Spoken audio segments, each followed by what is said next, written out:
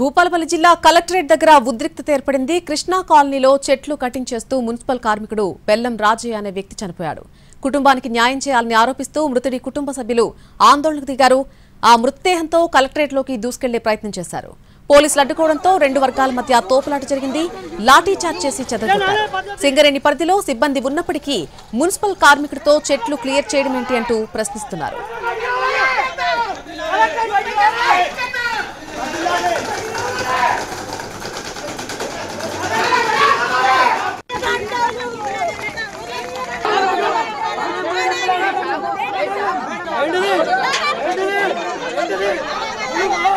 భూపాలపల్లి జిల్లా కలెక్టరేట్ దగ్గర ఉద్రిక్త పరిస్థితులు ఏర్పడ్డాయి. కృష్ణా కాలనీలో చెట్లు కటింగ్ చేస్తూ మున్సిపల్ కార్మికుడు బెల్లం రాజయ్య చనిపోయాడు.